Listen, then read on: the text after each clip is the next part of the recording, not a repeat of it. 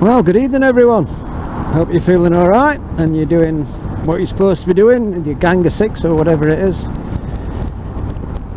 Right, tonight's video, and I haven't done one for a while, and I'm going to see if I can manage less swearing, which should be quite interesting. There's no politics, because I always swear when it's politics, but I've looked back over a few of the videos and I do swear an awful lot, and sometimes it's a bit over the top. And somebody messaged me yesterday and said I would have stayed a lot longer, but the language was bad for a long time, and I agree. And that's the thing, you take constructive criticism. Nice Ducati there. So, today's video, after the things I like and dislike about the Sinnis terrain, let's start off with the backstory. Last week I went up to Matlock after work with a friend of mine who was on a CBR 1000 Fireblade. So he's on a quick bike, and I understand that. And he went in front, and I kept up as best I could, and he waited. And I don't mind being the slowest in the pack on rides and stuff like that, because nobody's arsed, nobody cares. But going uphill, and it was a steep hill, probably the steepest hill this bike's been up, 24 miles an hour is, in my opinion, dangerous.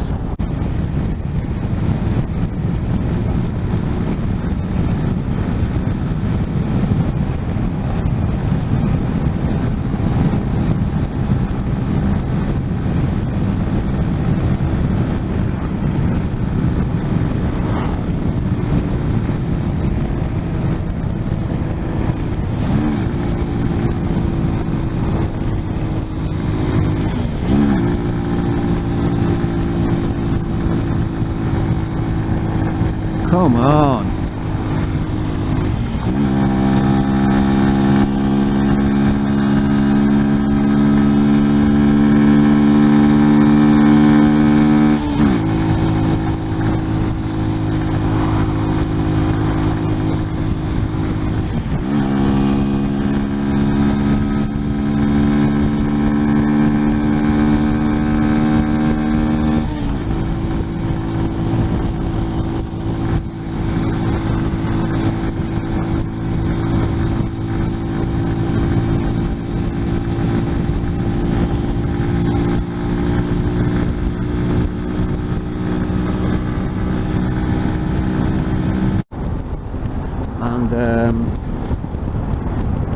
I'm not falling out of love with the Sinnis terrain, I'm not,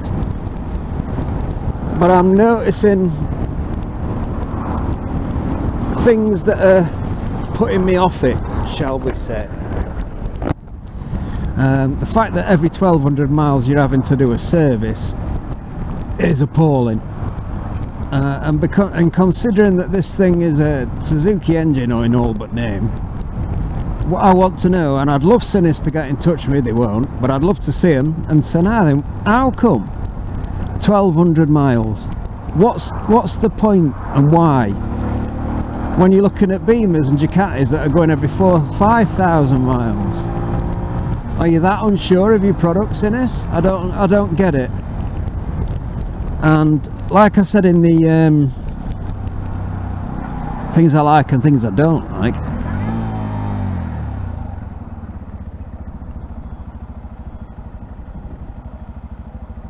it's okay, but it could do with a few more horsepower. I mean, it's what, 11? It really should be at 15. I mean, it's not a light bike, and once you've got all that luggage on it that comes with it, I mean, thankfully I've took it off, otherwise this thing would never get over 65 ever. But it could do with some more, and why it isn't, I don't know.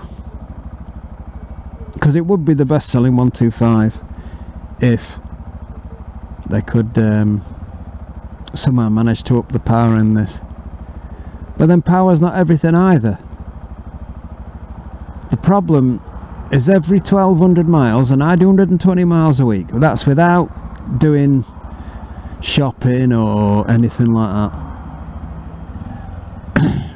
10 weeks, every 10 weeks I'm forking out best part of 180 quid for an oil change if they do it, a filter change if they do it, and a spark plug. This would only be its second service, and it only had its 600, well, 1200 miles away, and it's going in for a service day after tomorrow. I think the service intervals on them are a rip-off, and I think £2,500 to buy this bike is a proper bargain when you look at it first off. But then once there's no way this should cost more each year to service than a BMW, yet it does. And I think some questions need to be answered about it, to be honest. I mean, it's a lovely, comfortable bike, but that brings me to another issue. The longest ride I've been on this was last Tuesday. We went out to Matlock, and from 3:30 we set off. And I was home for 7:15 or so of an evening. The vibrations through my hands and feet, through the pegs and bars, after that length of ride were becoming more uncomfortable on the hands than they were the feet, but they were still uncomfortable. And it is a very vibey bike. It's a, it's a little engine, it's bound to buzz a bit. I understand that. But anything over 2 hours and you're starting to feel it in your hands like you've got carpal tunnel syndrome, and it's just little niggly things that I'm finding now. It's not even a year old this yet, and 2,244 miles. Don't forget there was lockdown where I didn't do anything for the best part of 8 weeks. But yeah, I'm not falling out of love with it, and maybe if I hadn't have gone that ride with my mate Steve last week, there will be this video will have bits of that interspersed, as you'll see.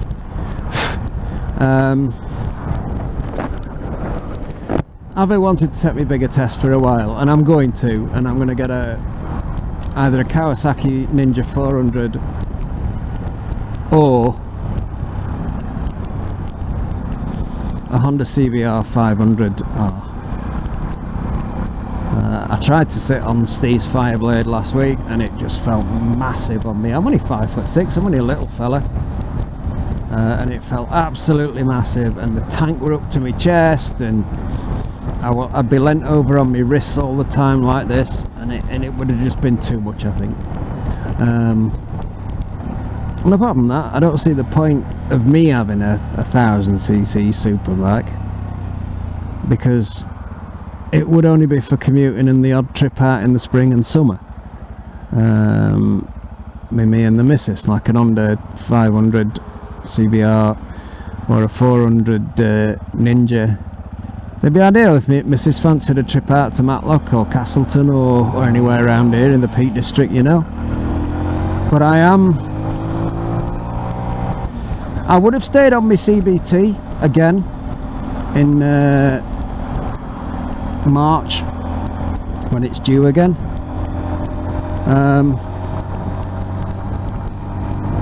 But now I think I'll just cut it big test, because I would have bought another one of these if this had a conked out, but I'm not going to now. I'm afraid